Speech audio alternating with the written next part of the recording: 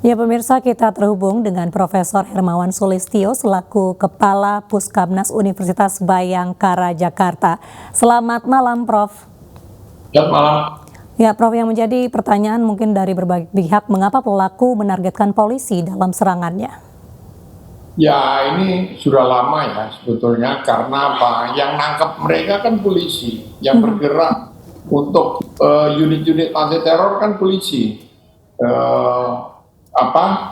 Tetapi kalau kita lihat pernyataannya yang ditempel di sepeda motor, barang bukti sepeda motor itu eh, disebutkan penegak hukum. Mengapa penegak hukum?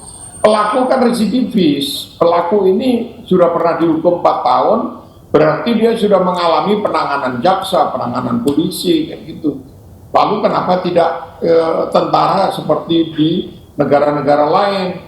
Kalau target terorisme seperti di Amerika itu puncaknya adalah instalasi militer, mengapa tidak kalau di Indonesia? Karena TNI tidak terlibat langsung pada penanganan terorisme. Gultor tidak terlibat pada penangkapan-penangkapan, mungkin terlibat tapi secara de jure, secara terbuka tidak terlibat, tidak ikut di dalam penanganan kasus-kasus terorisme. Jadi polisi itu satu. Yang kedua, ini lebih dari setengah kasus terorisme di Indonesia itu ada kaitannya dengan dunia politik gitu. Jadi ada pemain-pemain politik yang memanfaatkan, atau ada simpul-simpul antara teroris dengan pemain politik. Ini sudah dari sejak masa Orde Baru sampai sekarang gitu.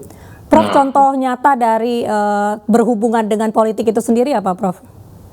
Ya itu tadi. Pertama, yang dihadapin langsung oleh para teroris ini kan polisi, yang nangani polisi.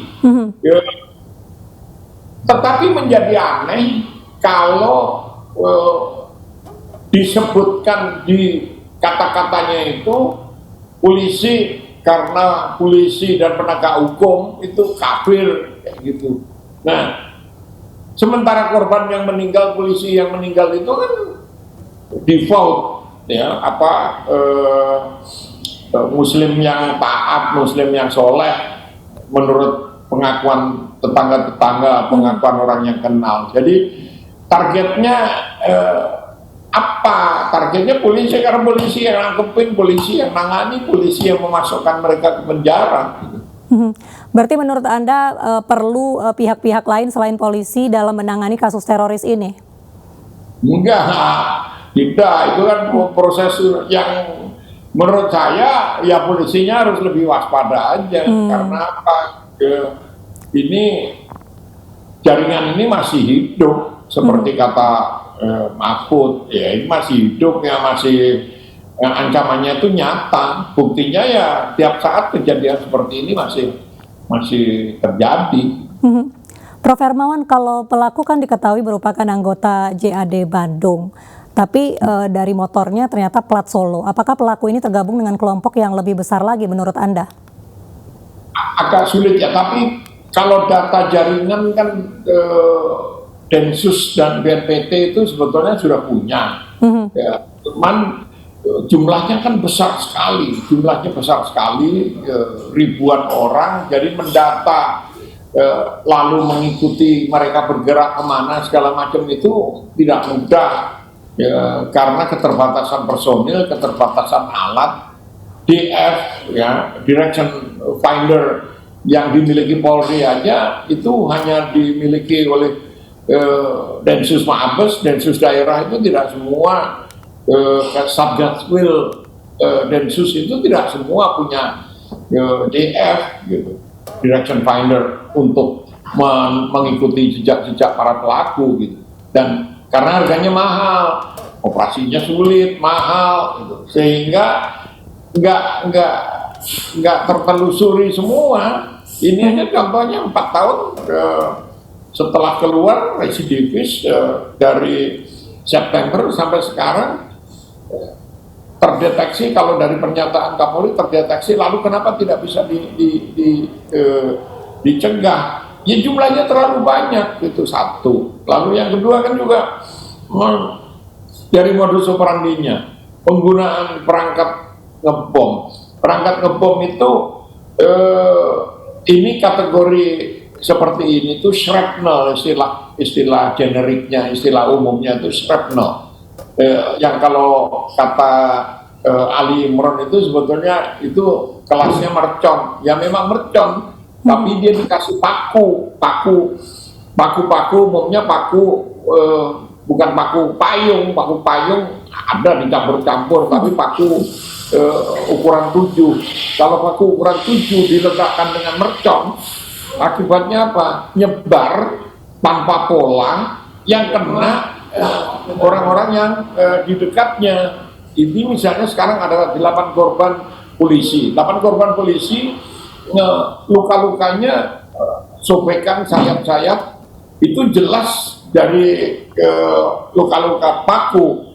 Nah, kalau bahan dasarnya adalah shrapnel dari paku dan dari bom, nah, sama seperti sebelum-sebelum ini, umumnya dari kategorinya itu bondet atau bom ikan, bom untuk ilegal untuk menangkap ikan, atau yang lebih dibuat khusus seperti sekarang ini, gitu.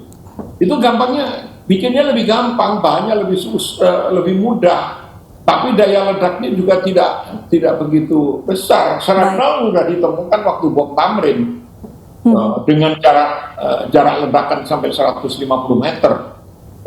Cukup besar karena bahan yang digunakan juga lebih besar, bondet. Iya, tapi kalau shrapnel lebih gampang, lalu pelaku jaringan pelakunya JAD ini sulit dideteksi karena jumlahnya banyak dan di masyarakat kelas bawah kayak gitu, ini menjadi berbahaya pada kasus-kasus nanti yang kritikal, waktu-waktu kritikal itu seperti tahun baru, malam Natal, itu menjadi kewaspadaan khusus bagi polisi gitu, karena sasarannya itu mereka. Yang kedua, kenapa polisi?